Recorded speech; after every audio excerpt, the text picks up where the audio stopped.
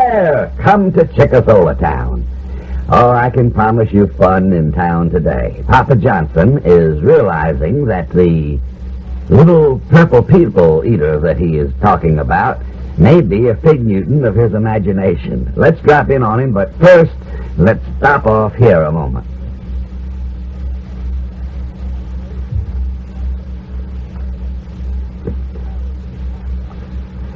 And now to the backyard of the Johnson home. There he is talking with the Professor Potash, who also has a little moon man of his own. The two are sitting on the back porch. And Mr. Johnson, I can't understand why it is that everything that your purple people eat predict that to come true, and everything that mine predict don't ever happen. Well, like I say, maybe mine is in the know and maybe yours ain't, you see. He must be getting some kind of beam from the moon. Maybe mine is on one side and yours is on the other, you know. And what you mean by that? Well, maybe my purple people eater, he is in and he getting the straight dope, and maybe yours is kind of, well, like the Democrats and the Republicans when they have the elections and all that, you see. Sometimes they're in, sometimes they're out. And when they're out, they ain't as strong as they is when they're in. Oh. So, it would be my luck to get the one that was out. You reckon they gotta have elections on the moon like we do? I don't know. This little purple people eater of mine, he don't talk too much. He ain't no bigger than your thumb. I don't know why he called himself a people eater anyway, 'cause he couldn't eat nothing, little as he is. He claimed, though, what little talking I can get out of him, he claimed that on the moon the folks live under the ground. Oh. You mean they done had a war and a big underground movement? No, this ain't got nothing to do with the war. The sun is so hot up there. Boy, if you think the sun is hot along the equator on the earth, you ought to go up there on the moon. Sometimes it gets so hot it almost melts the rocks up there. Oh.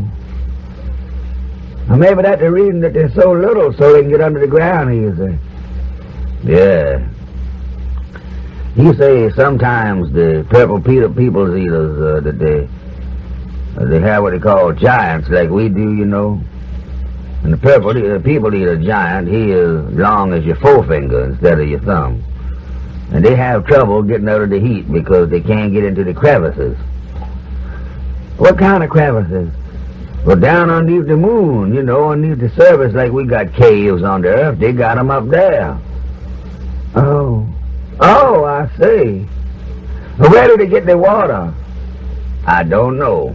I don't know where they drinks any water, no. I ain't never seen this purple people eater that I knows of, but they come to see me. I ain't never seen him drink no water as you. I ain't never seen the one that I see drink water. The only time I see him is just before I go to sleep at night. He come on my window pane. Just one of mine got so he followed me around. Do he? Yeah. In fact, don't look now, but he right behind me. Well, I ask you not to look now. When you look like that, he disappear and go away. You mean he was right back there? That's where he was. Oh, I tell you that there's a strange thing. Did you know that horse that he told me to bet on, that long shot, that thing came in and paid $80 for two? Miss Johnson, that was the screwiest thing I ever seen. Of course it was. I done seen a lot of phenomenal things in my life. But that horse, there's a horse that always run last. And he run last this time. But the reason he won the race is because all the rest of the horses piled up at the finish and was disqualified. He was probably the only racehorse player in the whole world that ever won on a 40 to whatever it was. He got $80 for two. Them long, long odds, Professor. I don't guess they make odds any longer than that. Oh, no, that's about the longest odds that I'd have ever heard in the horse racing business, Miss John. And besides that, this horse that was running, he ain't never won no race, nowhere. And to think that my little purple people eater told me that he was going to win. Phenomenal. And that thing, that purple people eater of mine that come on my windowsill at night, he told me another horse was going to win. He ain't never right, and yours is always right. What you going to do with $80? I don't know.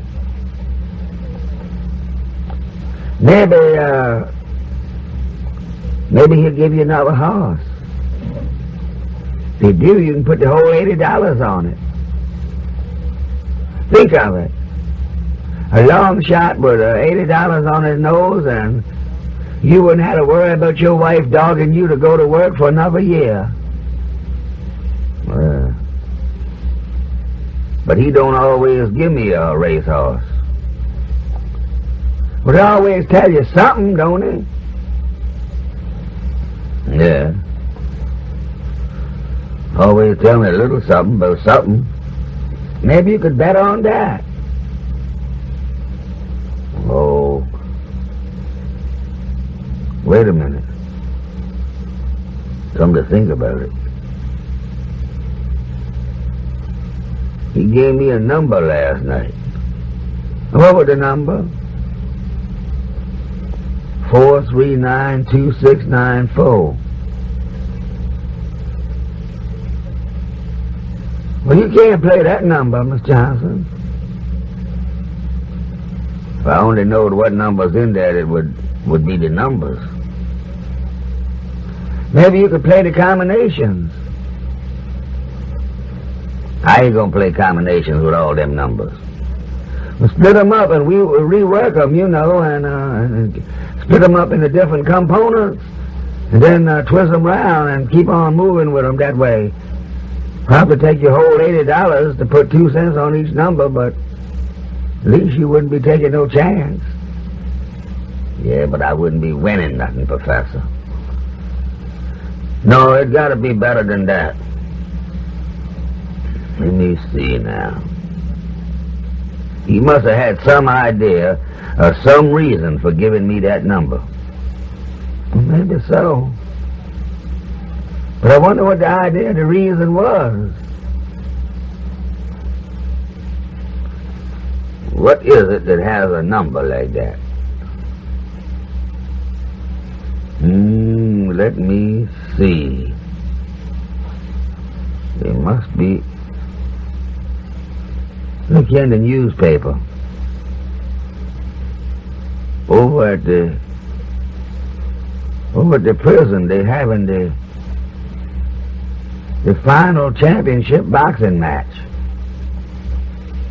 And this man's number is the same number as the one that the purple people eater give me. And he the underdog. They're betting 20-1 against him. And that's the same number. 20-1. You bet $80, you would wind up with something like, I don't know how much it would be, but it sure would be a Lulu. Come on, Miss Johnson, I knows a man that'll take your bet. He might take my $80. Well, at least that you're right, he might. But I gonna risk it. That purple people eater is right this time. I ain't never gonna take no more chances. I just gonna wait till he give me a number or a thing to bet on, and then I gonna bet everything I got. Come on, Professor, this is our day. And what happens after that makes up the fun in Chickasaw Town at this same time tomorrow. I'll be back in a moment. First, a moment here.